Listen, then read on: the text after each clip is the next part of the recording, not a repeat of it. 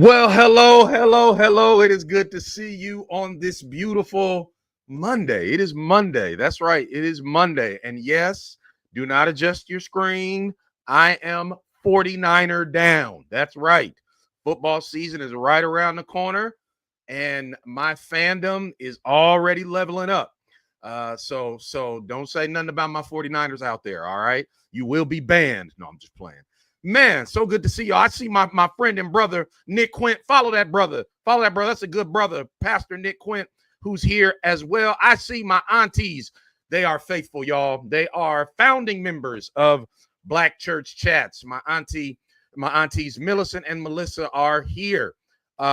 Listen, like, share, subscribe. We are less than 100 subscribers away from 1,000, y'all. That's right. We're at 907 subscribers. So we are making that push. Uh-oh. Let me turn my phone down. We are making that push to 1,000. If you haven't subscribed yet, subscribe now. Please.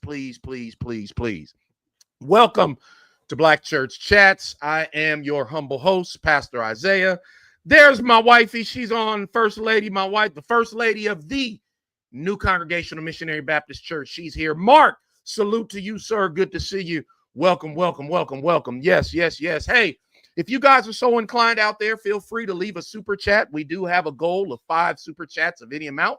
So if the Lord moves on your heart, if the Lord moves on your spirit, leave a super chat. Now, we're going to jump right into the conversation at hand. I'm not going to make y'all wait. But before we jump into the conversation, I have a big announcement. Ready? Big announcement. My third book will be released September the 30th. This is my third book, and this time, y'all, I'm doing it for the kids. That's right. This is a chapter book for 8 to 12-year-olds. And listen, y'all, this is my best book yet. I'm telling you, whether you're a child or an adult, you're going to enjoy this book. I need to just kind of humbly say I was in my bag as I was writing this book. It is exciting. It is magical. It is deep. It is thoughtful. It is informative. Jamal, who's an 11-year-old boy, hates going to church, but his mom makes him go. And then one Sunday he goes on a magical journey after church is over, and his life is changed as a result. Again, the book is entitled Jamal's Journey to Jubilee. For 8 to 12-year-olds. You can pre-order it now exclusively at Barnes and Noble. I'm telling y'all, it is a game-changing book. You will enjoy it. All right. Okay. I got that out the way. My sister is here. My sister Michelle Turner is here. One of the greatest moderators ever. I see my friend and my brother, Brooklyn Apologist, is here. The Brooklyn Apologist. Peace to you, sir. And Mark says, let's see when the 49ers take on the New York Giants. The New York Midgets. Well, midgets, that's not politically correct. I can't say midgets anymore, but you know, the New York little people. Yeah, we'll see. All right, y'all, let's dive right in. Let's have the conversation. If you haven't shared the broadcast, share the broadcast. And this is I'll be on twice today. So I'll be going live again at 6:30 p.m. Pacific Standard Time. Pastor Troy, what's going on? Why didn't you give him a good black name like Troy? Listen. If Jamal is not a good enough black name, then I don't know what we're doing here. I don't know what to say. But thank you, Doc. Thank you for that laugh. All right, y'all, let's dive in. And I want to start this conversation by saying that the TikTok streets are really interesting, y'all. I'm on TikTok and navigating my way through TikTok, learning TikTok. And y'all, is it just me or is the ignorance amplified on TikTok? Y'all give me some feedback. Is it just me? It seems like TikTok is where all the Google scholars go to have a convention and to be petulant. I don't know. Maybe I'm wrong. Maybe your experience is YouTube is that place. But for me, TikTok has been the place where a lot of the I don't even know how to explain it. A lot of the mess occurs. Uh-oh, we're having trouble streaming to Facebook. Okay, all right, well, okay, all right. I'm gonna have to remove it off of Facebook then, so we're not simulcasting. All right. So here's my experience on TikTok, y'all. I will post something enlightening. I will post something informative. And most importantly, I will post something accurate, historically accurate, biblically accurate on TikTok. And that post will be met by some of the most ridiculous feedback, some of the most ahistorical claims. I once had a guy on TikTok tell me that Protestantism was actually started by the Catholic Church. And that one of the popes, I forget which pope that he named, but he claimed that Protestantism was actually started by a Roman Catholic pope. And I forget, he went on to say they were protesting something, but it just wasn't true. And I get this all the time on TikTok, no matter what I post. And I'm fatigued by it. And so I decided to hop on and bust some myths, galactic treaties. Yeah, right. I decided to get on and just set some things in order. And what we're gonna do this afternoon is really an apologetic exercise, y'all. Hear me. If you're an apologist, particularly an urban apologist, we are going to do apologetics right now. Why? Why is this an apologetic exercise? Why? All of these black religious identity cults, Hebrew Israelites, Kemetic guys, the Nuwapians, the Moors, all of them use as an evangelistic device ahistorical claims and fake news about the black church. This is how they siphon people away from the black church. They create these false narratives, and unfortunately, thousands of people believe them. Thousands. And of course, these narratives, these false narratives aren't new. Rick Barboa is here. Salute to Rick Barboa. I love my tribe, y'all. I love my family. Of course, you know, a lot of these false narratives aren't new, but they're finding new life on TikTok, specifically on TikTok. It's where I get the most insanity. I get some insanity on YouTube as well, but TikTok overwhelmingly is where I get the ahistorical, just dumb stuff. And so we're gonna talk about it. Because as you know, I am an advocate for the black church. She's not perfect, but man, she's not nearly what they're saying about her. And we're gonna talk about it. Keaton, salute to Pastor Keaton, proud pastor of the Mount Tabor Missionary Baptist Church in Tampa, Florida. If you're anywhere near Tampa, Florida, you need to go see my brother Keaton, putting it down every Sunday. So let's talk about it now. Let's talk about it. One of the main claims that I get, as a matter of fact, you can go on my TikTok and you can see this posted ad nauseum on a lot of my posts regarding the black church. It's the claim that the black church has never done anything for black folks. Now they claim these things while where are the Hebrew Israelite schools? Where are the Kemetic hospitals? Where are the Nuwapian benevolent societies? Where? It's easy to claim the Black church has never done anything for Black people, while you are part of an organization that the extent of what they do is stand on the street corner with a megaphone and yell epithets and slurs.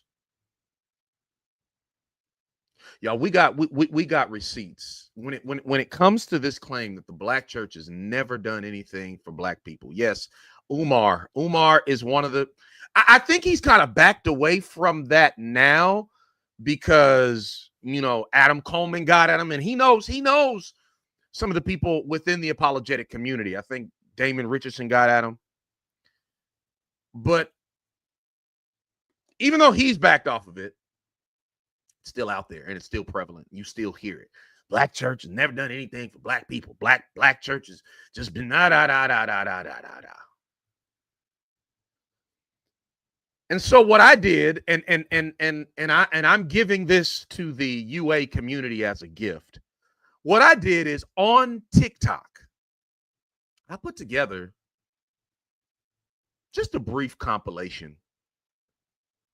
Just a brief, very brief. I mean, I honestly, I could do an entire seminar debunking this claim, but I put together just a brief compilation, 2 brief compilations, debunking the claim that the Black church has never done anything for Black people.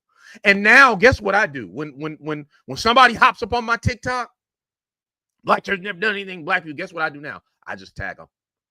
I just tag them in these compilations. So let's debunk this first myth. The Black church has never done anything for Black people. Check this out. This is for all y'all misguided folks that claim that the Black church has never done anything for Black people. You ready? In 1793, Reverend Richard Allen and the members of Mother Bethel African Methodist Episcopal Church virtually saved the city of Philadelphia during the yellow fever outbreak. If you live in Philadelphia currently, you have the Black church to thank for that. During slavery, virtually every African-American church pulpit was an abolitionist platform, and every Black preacher was a part of the cause. Pictured are some lesser-known Black preachers that were also abolitionists, and let me also show you some more abolitionists that were either Black preachers or active members within the Black church.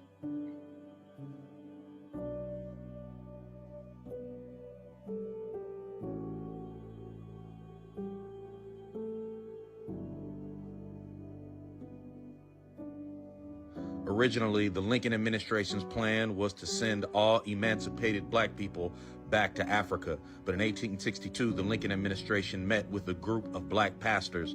These pastors protested and said that Black people built this country, therefore they have just as much stake in this country as anybody else. Lincoln listens to the counsel of these Black preachers and therefore changes course. If you are Black in America today, the land that we built, you owe that to the Black church. More than 100 Black ministers were elected to political office after the Civil War, where they actively legislated for the benefit of Black people. According to Vanderbilt scholar Dr. Juan Floyd Thomas, the Black church was the most important institution alongside the family that African Americans possessed and controlled for themselves. Let me give you some more insight into what the Black church did after emancipation. The Black church created numerous burial societies, beneficial societies, and benevolent societies where Black people could get insurance, where Black people could be buried with dignity, and where Black people could find work after their enslavement. Black churches all over the South also opened banks. Pictured is Reverend William Washington Brown, who in 1888 organized the nation's first chartered Black financial institution, the True Reformers Bank, which actually became an interstate bank. After emancipation, the Black church also took on the task of educating Black people. Wilberforce University was virtually defunct before it was rescued by the African Methodist Episcopal denomination. Spelman College originally started in the basement of Friendship Baptist Church in Atlanta. Before it was Spelman College, it was actually the Atlanta Baptist Female Seminary. HBCUs are in existence today largely because of the Black church. All of these verifiable historical facts led Dr. C. Eric Lincoln, sociologist and scholar, to write, "The Black Church has no challenger as the cultural womb of the Black community. Not only did it give birth to new institutions such as schools, banks, insurance companies, and low-income housing, it also provided an academy and an arena for political activities, and it nurtured young talent for musical, dramatic, and artistic development." Now, this is just part one. We haven't even gotten to the Great Migration, the Civil Rights Movement, and beyond. There's more to come. Stay tuned. Oh, when somebody claims that the Black Church has never done anything for Black people, please tell them this for me.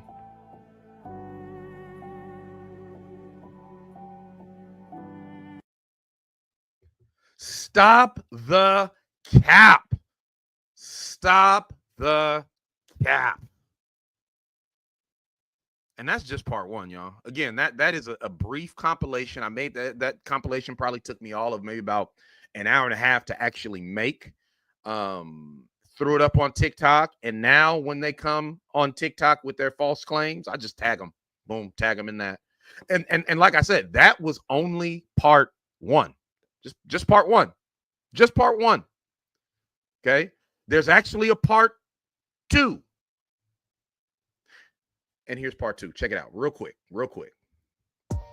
Wait, are you still claiming that the Black Church has never done anything for Black people? All right, I think I got to hit you with a part two. In 1909, leader within the National Baptist Convention, Nannie Helen Burroughs, along with the support of the entire National Baptist Convention, opened up the National Trade and Professional School for women and girls, and it was actually the first school in the nation to provide vocational training for African American females who did not otherwise have many educational opportunities available to them. During the Great Migration, mortality rates amongst African Americans increased due to diseases linked to bad habits like smoking and drinking. With the rise of the Church of God in Christ and other holiness traditions, many African Americans were influenced to avoid smoking and drinking, and many African Americans were rehabilitated from smoking and drinking as a result of the Church of God in Christ and other holiness denominations. During the Great Migration, church buildings that were wholly owned by Black people doubled as social halls and centers of civic engagement. These church buildings allowed Black communities during the Great Migration to have a level of social and political cohesion. In 1941, the senior pastor of the Abyssinian Baptist Church in Harlem, New York, Adam Clayton Powell, would be elected as New York's first Black city council member. In 1945, he'd be elected nationally to the United States House of Representatives, where he would pass legislation that made lynching a federal crime, as well as bills that desegregated public schools, and he also challenged the Southern practice of charging Black people a poll tax to vote. Many people are familiar with the Montgomery bus boycott led by Dr. Martin Luther King, but before that occurred in 1953, the Reverend T.J. Jemison of the Mount Zion First Baptist Church of Baton Rouge led a bus boycott in Baton Rouge. Dr. Martin Luther King would get much of his strategy from Reverend T.J. Jemison and the bus boycott in Baton Rouge. The Reverend Joseph Armstrong Delaney persuaded 20 Clarendon County, South Carolina parents to sign a lawsuit requesting equal educational facilities. The suit challenged the constitutionality of segregation, and it ended up being one of the 5 cases constituting the landmark Brown versus Board of Education decision on May 17, 1954, which marked the beginning of the end of legal segregation in American public schools and society. Black churches were the staging grounds for the Civil Rights Movement. The Southern Christian Leadership Conference began at Ebenezer Baptist Church in Atlanta, Georgia. Black churches across the South served as the facilities where rallies were held and trainings were conducted. According to Vanderbilt scholar Dr. Juan Floyd Thomas, unquestionably, the modern civil rights movement was the most important social protest movement of the 20th century, and it would have been impossible without the historic Black church tradition. After the civil rights movement, many Black pastors realized that work still needed to be done. Reverend Floyd Flake of Allen AME in Queens, New York, launched a kindergarten through 8th grade school that offered parents an alternative to the struggling public schools in the area. The church also built a 300-unit senior housing complex. At one point, the corporation's church administrative offices, school, and ministries of Allen made them the borough of Queens' largest private sector employer. In the city of Los Angeles, The late, great Reverend Chip Murray of the First African Methodist Episcopal Church had ministries that provided job training, homeowner loans, affordable housing, and HIV/AIDS awareness. Murray and First African Methodist Episcopal launched a nonprofit organization that focused on economic development for underprivileged people. Well, what about today? There are organizations such as the Black Church Food Security Network that is addressing food insecurity by partnering with Black congregations to establish gardens and agricultural projects on Black church-owned land. Recently, Reverend Howard John Wesley and the Alfred Street Baptist Church gave $100,000 to pay off the debts of Howard University students. The Black Church PAC, led by Reverend Michael McBride, has organized for the purposes of ending mass incarceration, defending the right to vote, curbing gun violence, and advocating for the equitable treatment of Black and Brown communities. The AND Campaign, led by Reverend Justin Giboney of the Greater Piney Grove Missionary Baptist Church in Decatur, Georgia, exists to educate and organize Christians for civic and cultural engagement that results in better representation, more just and compassionate policies, and a healthier political culture. So listen, whenever you hear somebody say that the Black church has never done anything for Black people, will you tell them this for me?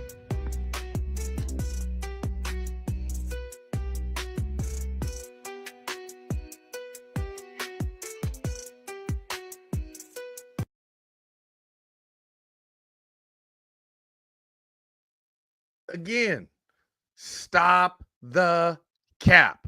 So did you see what I did in those clips? I went from our enslavement all the way up to present day. Receipt after receipt after receipt after receipt after receipt after receipt after receipt. Documented, verifiable events, all there. And so now, like I said, they come at me. I just tag them, boop, tag them, boop, tag them.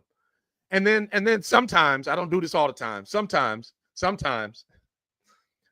after I tag them, I'll go back a couple of days later and I'll leave a comment that says, tell me 3 things the organization that you're a part of has done for Black people.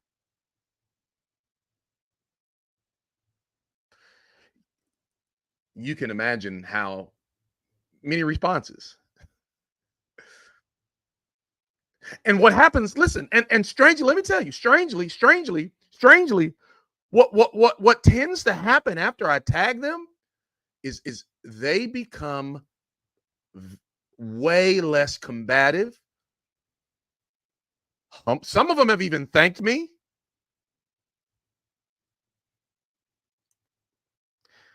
Because how can you refute any of that was laid out in those compilations? So myth number 1, we've debunked. The Black church has never done anything for Black people. We have debunked that myth. Get that out of here. Get it out of here. By the way, please like, share, comment, and subscribe. If you haven't done that, you need to do that right now. We need your likes, comments, and we need you to subscribe. Boost us on the algorithm. Y'all, you know it's gonna happen at least once. Okay, so we've debunked that myth. We've put that myth to bed. Is there anyone in the chat that wants to argue that the Black church has never done anything for Black people after watching those clips? There's a little bit of a delay, so I'll let that question linger. You're welcome to hop into the comment section. Only if you saw those clips. If you just hopped in and you didn't see those clips, then zip it. All right, and wait till go back. Wait till the replay, catch the replay, and then you can hit me up in the comment section. All right, here is claim number 2 that I get a lot, and I typically get this claim after I critique and challenge an unfortunate approach to money that I see in some Black churches. Y'all know I talk a lot about the prosperity gospel. I talk a lot about what I call high pressure giving. You know, people being beaten over the head, people being cursed with a curse. Malachi chapter 3, used to coerce people and to manipulate people into giving. So I have videos on TikTok that critique and challenge that practice. And rather than, I would think that, okay, let's some common ground with the Hebrew Israelite. Like there's some common ground there. There are financially exploitative Black churches out there. It is a problem in some Black churches where greed has taken over. But without fail, y'all, without fail, even when I think I've extended an olive branch, and even when I think, okay, there's some common ground here, even with unbelievers, I think we can have a good conversation around this. I get that claim, y'all. And the claim is, all Black pastors are only about the money. That's all they care about. All Black pastors are money hungry. All Black pastors are in it for the coin. Did I just see that comment? Did I just see? First of all, let me highlight two comments real quick. Our moderator, Michelle Turner, has reminded all of you that we are only 93 people away from hitting 1,000 subs. Be in that number. And then this comment from my brother Pastor Keaton almost made me fall out my chair. Umar School is being built next to Tommy's job. Oh. Boy, I love us. I love us. I love us. I love us. I love us. Anybody born after like 1995 is like Tommy's job. What? I don't get that reference. Tommy's job. But if you're an 80s baby or a 70s baby, you know that reference. All right. All right, so I got to deal with this claim. All Black pastors are only after money and material gain. Now, let me first start out by saying some are only after money and material gain. Too many are only after money and material gain. I cringe whenever I see preachers like, remember the bishop guy? Remember the bishop guy that got robbed during Sunday service on live streaming? I forget what his name was. Just like ostentatious, flaunting his ill-gotten gain, Gucci suits, Prada shoes, and like these weren't even modest Gucci shoes, or excuse me, Gucci suits. Like the logo would be like embroidered all over the suit. Driving around in what are they called? Cullinans? Is that what that's, Like, come on, bro. You giving all of us, you making all of us look bad. So yes, far too many pastors are only after money and material gain. But it's certainly not all. As a matter of fact, there are some Black pastors in the chat right now. I know them personally. If we were money hungry, we wouldn't be preaching. Or maybe we'd be preaching, but we'd be doing like the prophetic stuff, because that's how you can get a lot of money. If you into that prophetic stuff, like I'm listen, y'all know that I believe that all the gifts continue until Jesus returns. So this is not, saying that prophecy doesn't exist. I'm talking about like the prophetic movement, the whole culture of like the prophetic movement that exists today. Man, it is so easy to turn that into a cash grab. Let me show you. Watch. Ready? Watch this. Mark, you're in the chat right now, and I just want to tell you that I see things. I see a glow around you, and that glow is communicating that you are being wrapped and enveloped by the light of the Spirit. And as that glow is around you, you know what else I see? I see a sword coming at you, trying to penetrate the glow, which is letting me know that you're facing some conflict right now. There's something going on, maybe at work, maybe in your family, where there are daggers or swords. There's some conflict.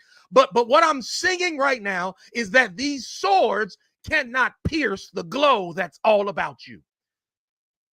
Yeah, I'm seeing, as a matter of fact, I need you to sow $95 right now, because I just heard that if you sow $95 right now, then that glow that's surrounding you will be extended even into next year. So go on and sow. As a matter of fact, I need everybody right now.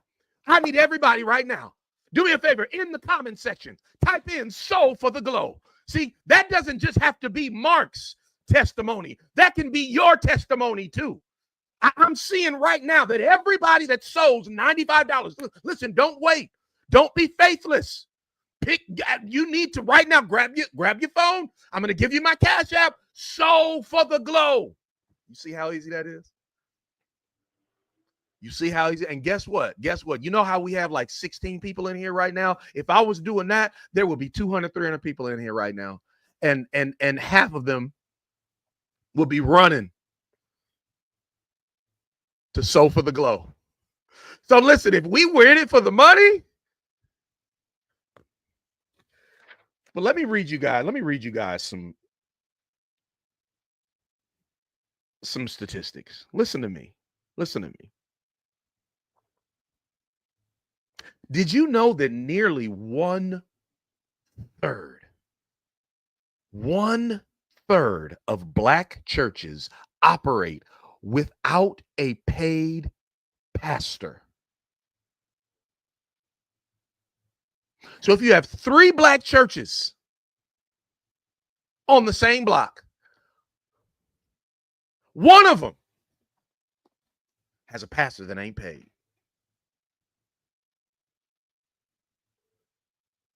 Listen to this.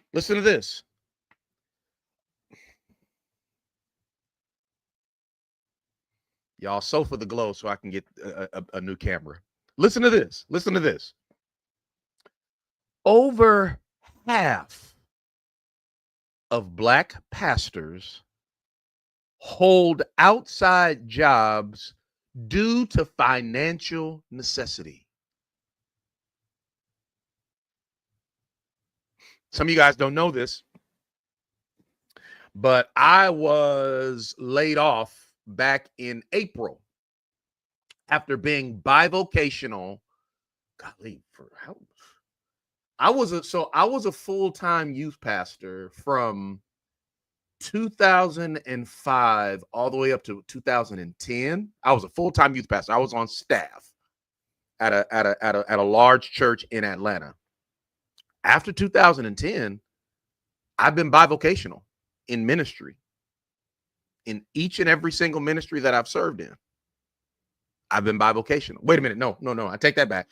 There was a small period of time where I served as an executive pastor at a church where I was only working for that church, but I should have been bivocational because I was making peanuts. So essentially, since 2010, for all intents and purposes, I have been bivocational. And I just recently was laid off. Victim of the Trump administration, y'all. Yep, that's absolutely right. Absolutely right. But think about that the next time you claim that black pastors are only in it for the money, when over half of black pastors are bivocational due to financial necessity. Listen to this. 218 black pastors surveyed, and this is by Pew Research. 218 black pastors surveyed reported that financial stress was among their most challenging occupational stressors, alongside member dynamics and high workloads. The majority of overwhelming majority of black pastors are struggling to get by just like you are, working a 9-to-5 just like you are. They're not in this for money. They're in this because they feel called by the Almighty God to shepherd his people. And I know that like there's a narrative out there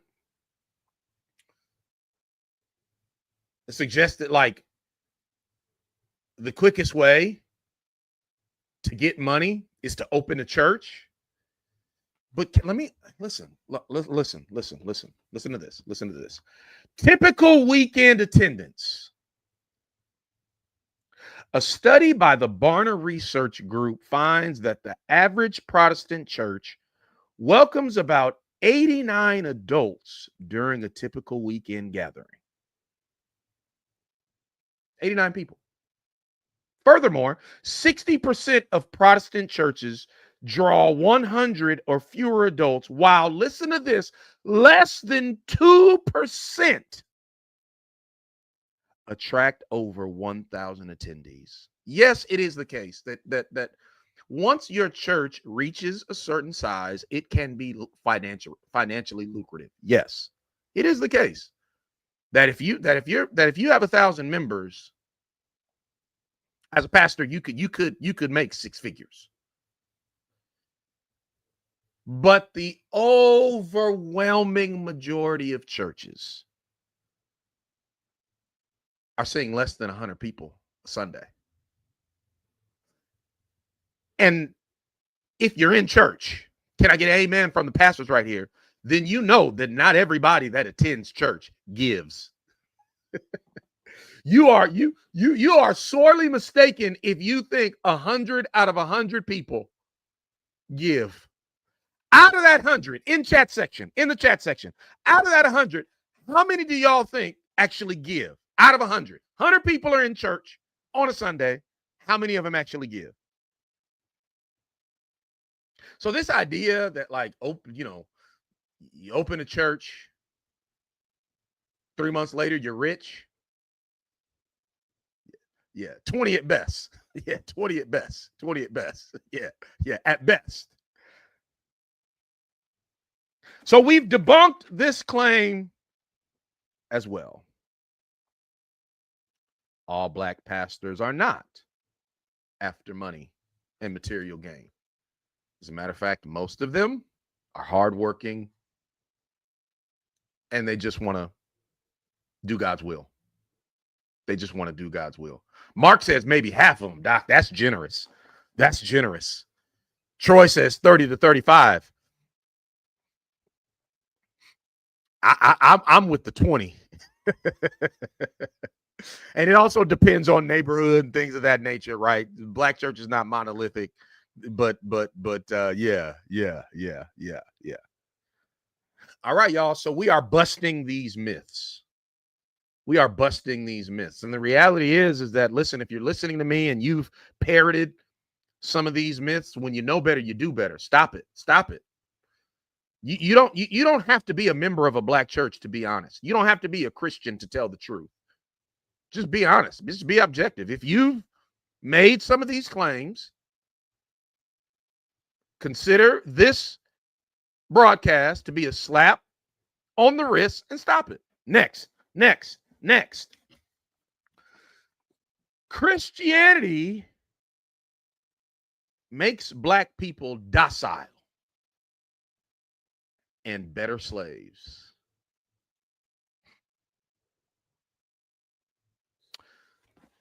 I can't tell you how many times I've heard that our ancestors became Christian. And once they became Christian, the chains became a lot more comfortable to them. The whip became something that they took on the chin without any intention to oppose or lift themselves up from under that type of oppression. What's up, apologetics in the city? Good to see you. Is that apologetics in the city? That's Rochelle, right? Rochelle, that's you, ain't it? Okay. I think so, if I'm not mistaken. I think that's Rochelle. I can't see the profile picture on that. So let me be 10,000% honest with y'all. Okay. In some cases, okay, you will stumble upon slave narratives where enslaved people will say something to the effect of, once I accepted Jesus, I really just stopped fighting massa, and I just kind of accepted that this was the Lord's will for me. You will find that. You will find some of that. You will find some of that in the narratives. As a matter of fact, I have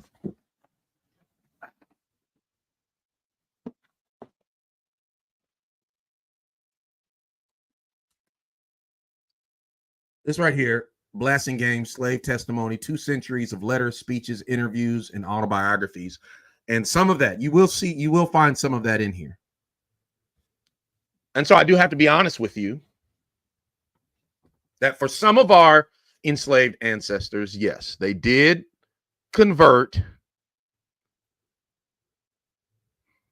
and a byproduct of their conversion was becoming docile and, dare I say, even better slaves.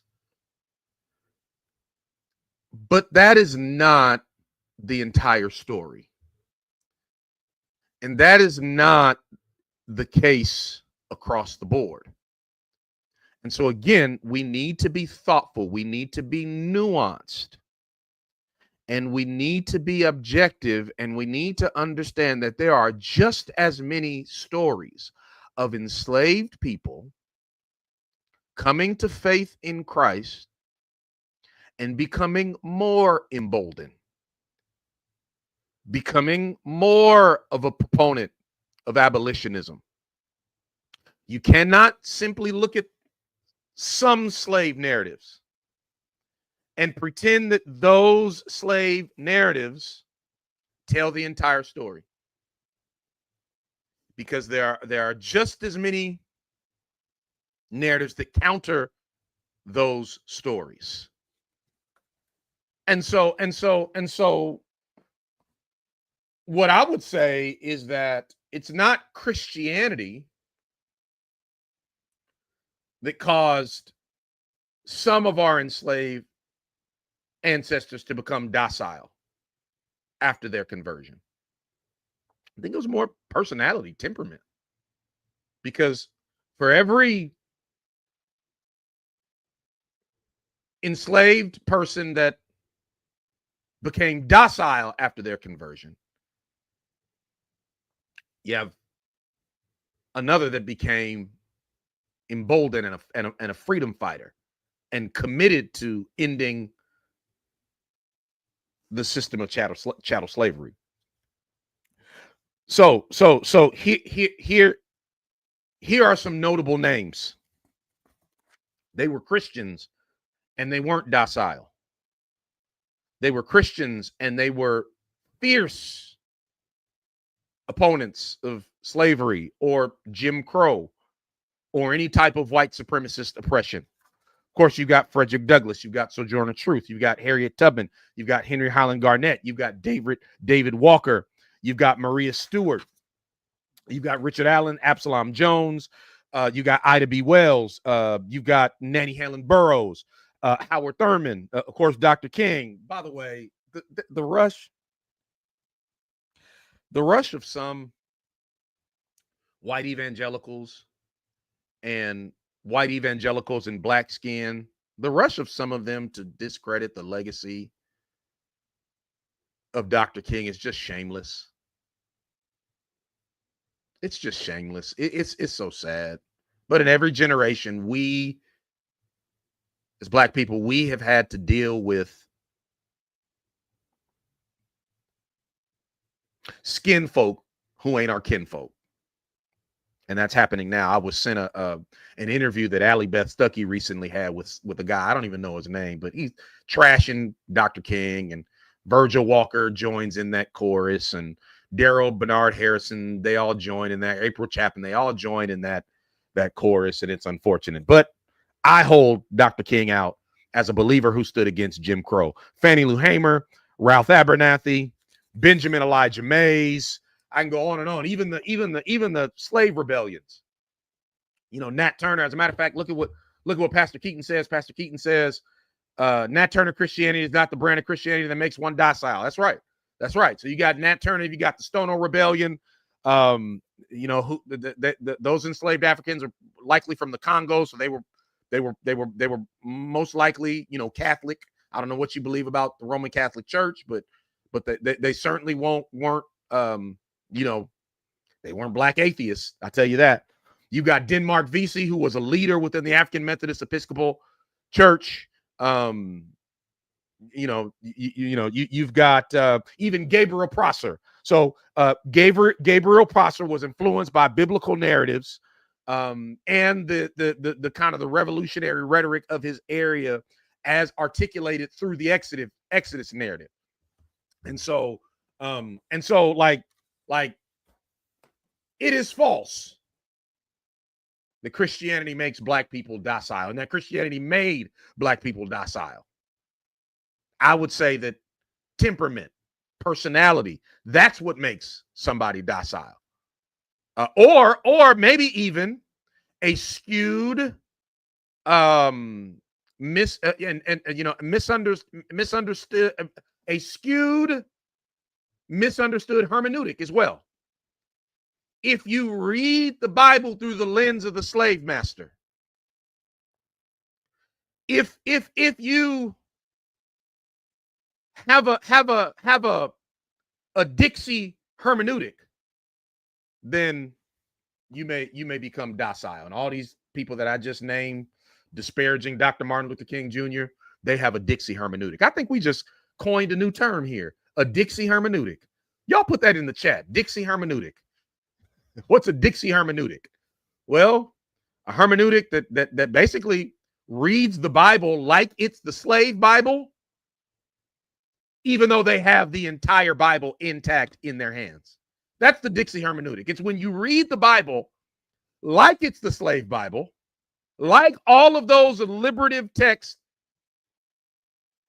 have been omitted, and it's been, you know, those texts have been redacted, but you still have the whole Bible intact, but you read it as if it's the slave Bible. That's the Dixie hermeneutic. We've coined a new term. So we've got Dixie hermeneutic, we've got German chocolate. So we're coining terms here on Black Church Chats. All right, y'all. We're right up at an hour. So let me hasten. I see my sister moderator, Michelle Turner. She put the link to Jamal's Journey to Jubilee in chat. Y'all, do me a favor, pre-order that book. If you're just getting here, let me tell you. My third book is coming out. September 30th. It is a children's book for 8 to 12-year-olds. It's a chapter book. So it's not like a story book. It's a chapter book. There are some illustrations in there, but it's a phenomenal book. It's an exciting book. It's a magical book. It's an informative book. And so if you have children, grandchildren, nieces, nephews, cousins, neighbors, children that you're mentoring, if you're part of a children's church, you need to grab this. This is a game-changing book, I guarantee. Listen. I was in my bag as I was writing this book. This is my best book. It absolutely is. So check it out. I think you'll love it. All right. Let's see. How much time do I want to spend on these? I'm not going to spend too much time on these last two. I'm going to hit these last two, and then I'm going to open it up for any questions that you may have. Cracker Barrel doxology is next. Thank you, Pastor Keaton. Pastor Keaton says order. Thank you, Doc. Thank you. All right. The black church is heretical. A lot of the Virgil Walker types. This is their claim. The black church is heretical and beholden to the prosperity gospel. Is the prosperity gospel a problem? Absolutely. Are there a lot of black churches that are engulfed in this drivel? Yes. But okay, let me just help you to understand this way. I'm a part of a Baptist association. So if you're not familiar with Black Baptist life, you have national Baptist conventions. So these are, within Baptistic faith, we believe in what's called the autonomy of the local church. So there are no bishops overseeing our churches. There are no, people off somewhere in offices dictating to us what we do in our local congregations. Now, as a result of that tenet that we hold to, we still find the need to fellowship, to get together, to work together, to network. And so, to that end, we've created conventions. There are national conventions: National Baptist USA, National Baptist of America, Progressive National Baptist. There are National Baptist conventions. Within these National Baptist conventions, you have Baptist pastors and Baptist churches. They come together and they do things and they fellowship and they do work and things of that nature. Then underneath the national conventions, you have state conventions. So every national convention will have a number of affiliated state conventions. Then underneath state conventions, white preachers are money. You're absolutely right. Being money hungry is not just a black thing. Doesn't just affect black churches. Then up underneath state conventions, you have local districts and associations. These are regional groups of Baptist pastors and Baptist churches that get together. I'm a part of a Baptist association, the Pacific District Missionary Baptist Association. I'm the dean of their Congress. So there's the Congress is the Christian education wing of the local association. So I hope you're tracking with me. Within our association, there are 27 or 28 affiliated churches. I think 28. Don't quote me. 28 affiliated churches. None of those churches are prosperity gospel preaching churches.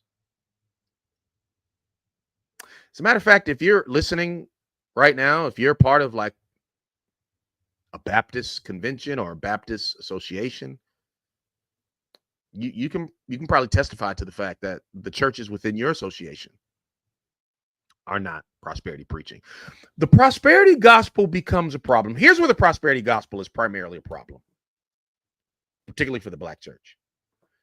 Pentecostal circles, non-denominational. And there is a large prosperity gospel strain within some Black Methodist circles, so like AME circles.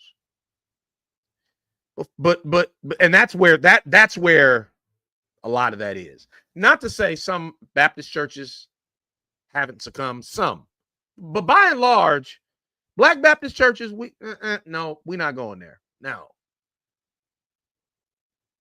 if you're Baptist, you know what I'm talking about. And so this notion that the Black church is beholden to the prosperity gospel is just it's not accurate. It's not an accurate portrayal of the whole. Yes, when you start getting into, non-denominational, Pentecostal, Church of God in Christ, charismatic, yes. Some Baptist churches, some AME circles, yes. But as a whole, no. So stop it. All right, this is the last one. This is the last claim that I'm going to deal with, and then we're gonna call it a day. And guess what? I will be back on tonight at 6:30 p.m. Pacific Standard Time. So that's about an hour and a half. I'll be back on live, but I'll be joined with we actually have a podcast for our Congress of Christian Education, and so we'll be on. I'll be joined by some of my brothers in Christ, some fellow pastors.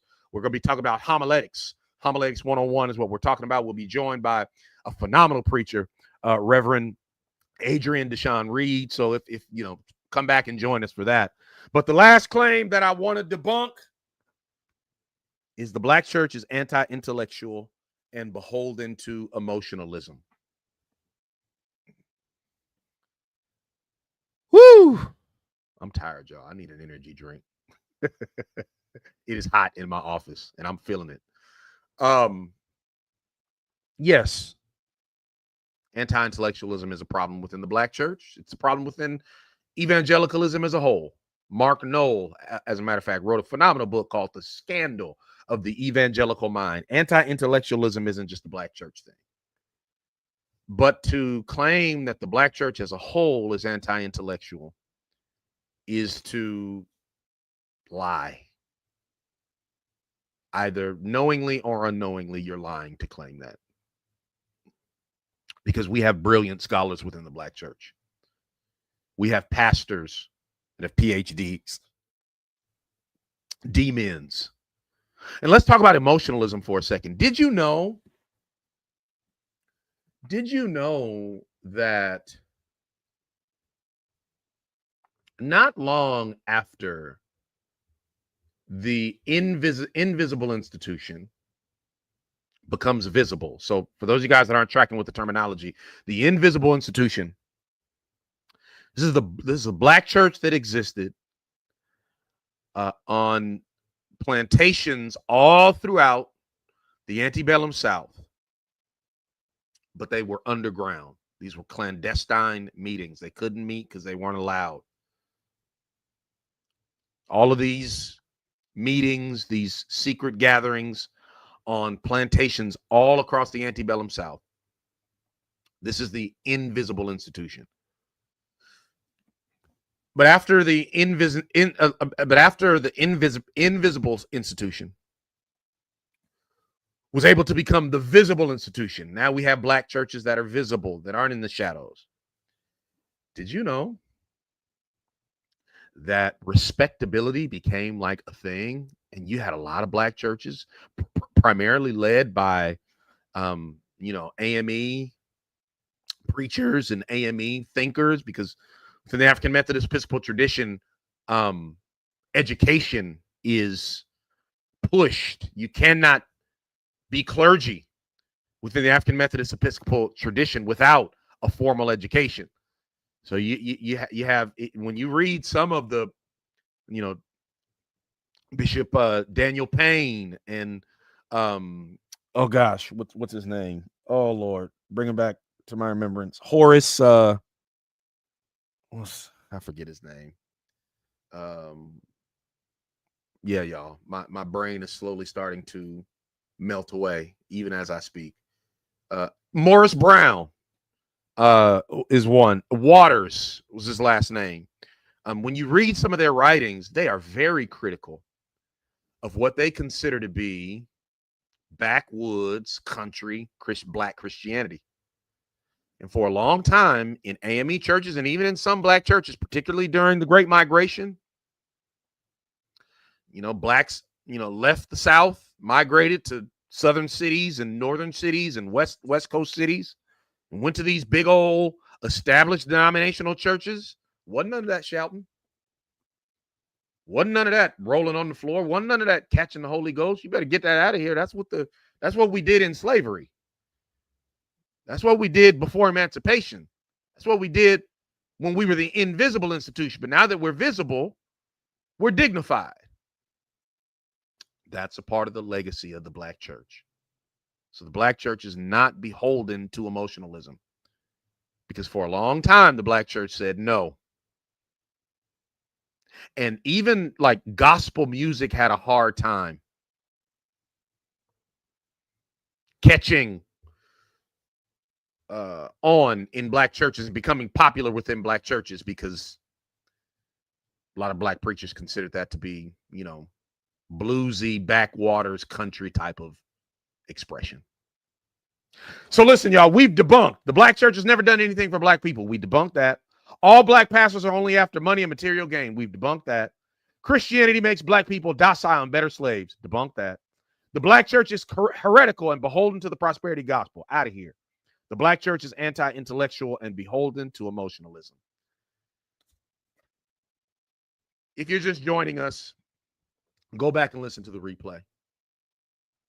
And you'll hear me address all of these claims, debunk all of these myths, and set the record straight. So now I declare a moratorium